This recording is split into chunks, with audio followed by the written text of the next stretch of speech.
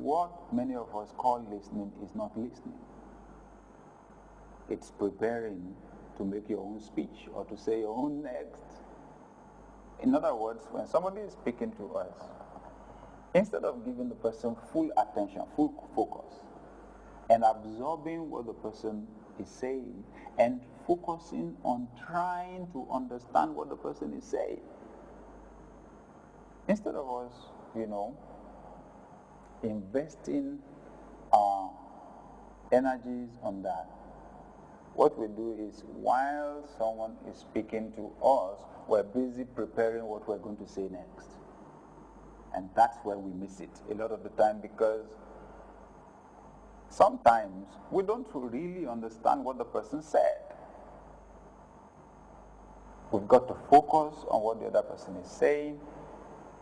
We've got to ask questions to clarify what the other person meant, so we can get an accurate picture of what the other person is trying to transmit. So, if you're going to really connect with people, listen to them. If you're going to connect with your wife or with your husband, listen to your wife.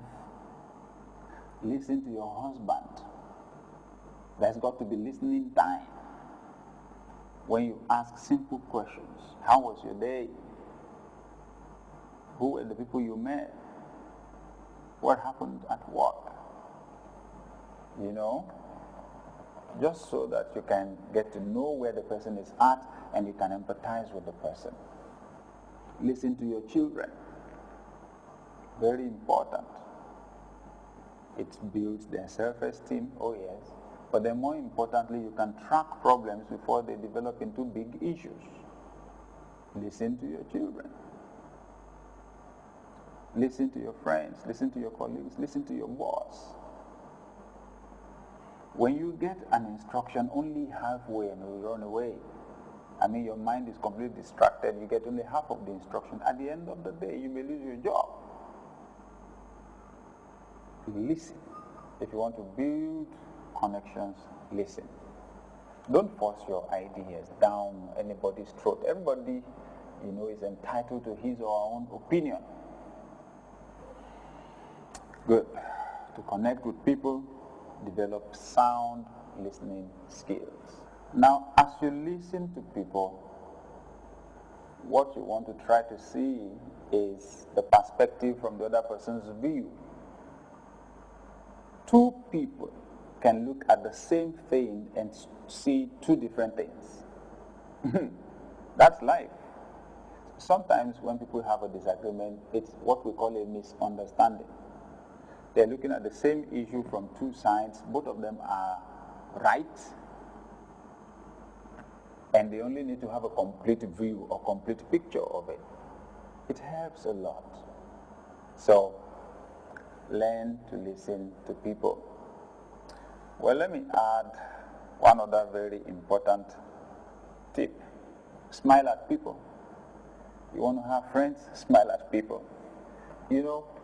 When people see you frowning, it's so easy for them to interpret your frown as a disapproval of their person or their presence.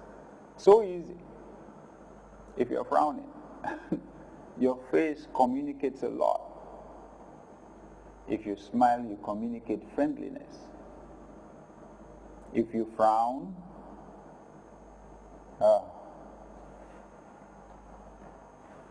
it can communicate rejection. It shows you're unhappy. People may not know your unhappiness is with a particular thing. They may think it's with them as persons. So it's always important for you to give someone a smile.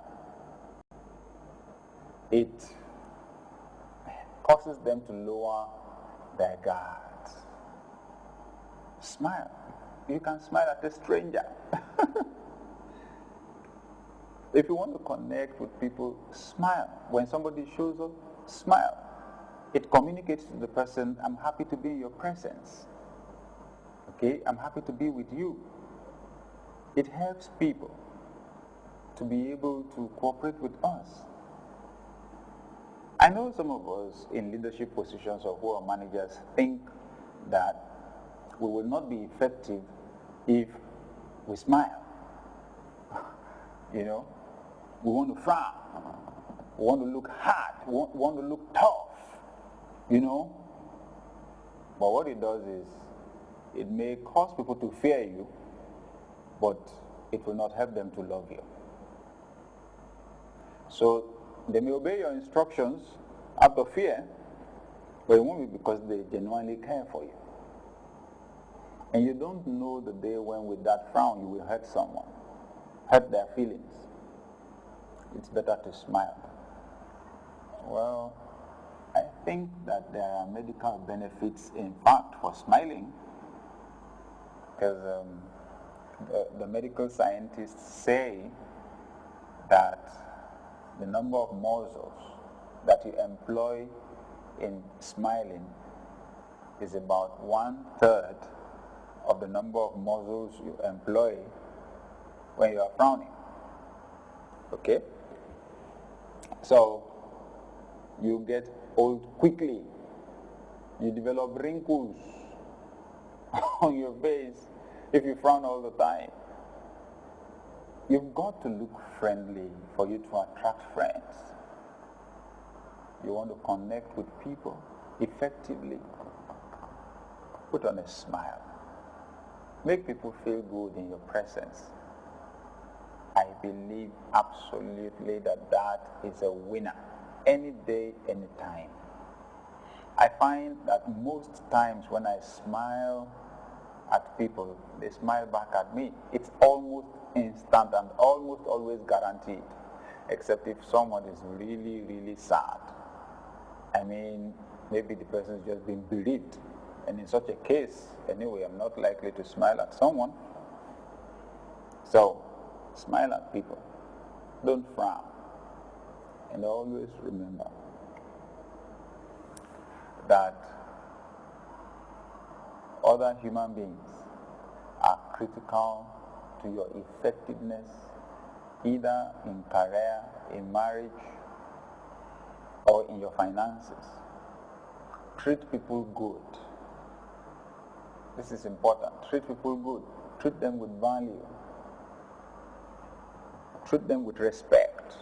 Treat them with dignity. And you just find out that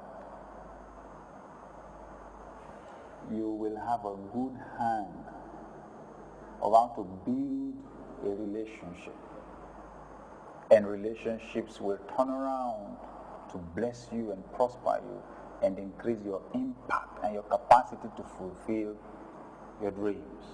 Now, let me add one other thing, and I think that this is very important. I consider this very important. Try to remember people's names.